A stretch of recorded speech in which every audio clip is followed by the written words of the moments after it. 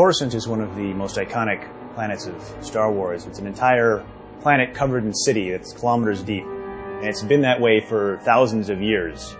So it's got a lot of history, and it has a massive amount of infrastructure, and just millions and millions of people live here and go about their daily lives. When we think about Coruscant, we think about it as metropolis, like the ultimate city. Any big city, one of the things that's most exciting about it is the massive amount of variety, both in terms of the people who live there, in terms of the environments, the neighborhoods, in terms of all the different things you can see and do in a city. So it was really important to us in developing Coruscant. Like, this isn't just a city, it's a city world. And that's why we had to create just a massiveness and a depth and a vastness that you would almost get there and be astounded and feel small the first time you walked into Coruscant. In designing Star Wars worlds, you always start with something true to life. And you change it just a bit. Now, the difference between Coruscant is, like, you're not changing it just a bit. You're changing it a lot. You're going the distance both directions. Whereas you might have, 50 stories on a building. What would that building look like if it was 1,000 stories? What would the Senate look like 3,000 years prior to the prequels? So there is a little bit of pulling elements from the movies, a little bit of pulling elements from the artistic ideas that some of the other artists have had. But then taking those elements and marrying them into stuff that exists in real life and stuff that has been already established in the KOTOR franchise. Some of the first major differences with Coruscant over any other planet, the obvious ones are there's absolutely no terrain on this planet. Zero. That in itself brings up a lot of interesting dilemmas. We have to think of how to build a planet with no terrain. Building a planet from the ground up is a major issue. The main building block is terrain. How do we build it without that? What we did is basically go through iteration after iteration after iteration just to build the space.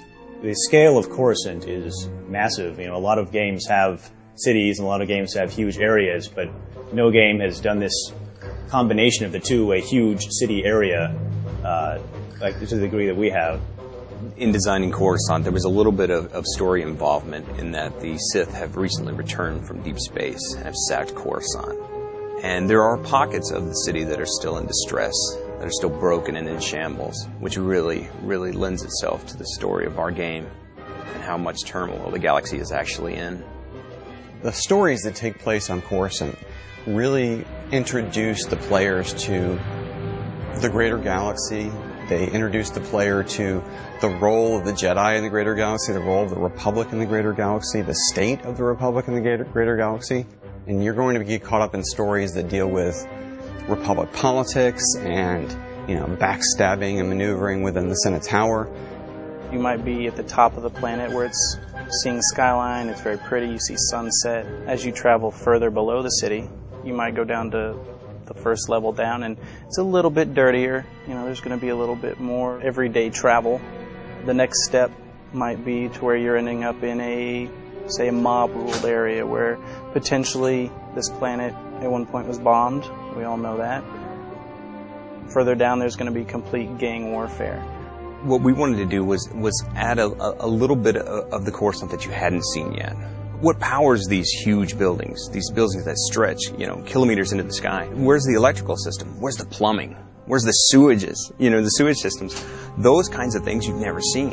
What lies down in the basements? What does a parking garage look like in the Star Wars universe? Especially one for a building this, the size of the entire island of Manhattan. So it was taking those ideas, taking those worldly sort of ideas of New York and turning them on their ear, really going the distance, dropping it way down, building it up way high, and making certain that we're giving the player a chance to see things that they've never seen in Coruscant before.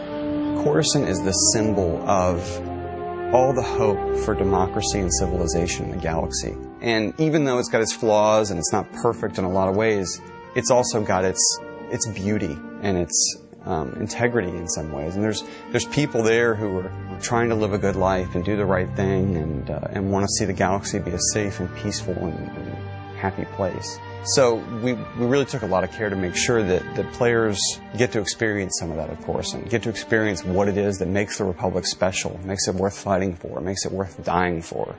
One of the great things about Coruscant is that there's something for everybody. The socializers can hang out in the spaceport in the Galactic Senate and meet people as they come and go.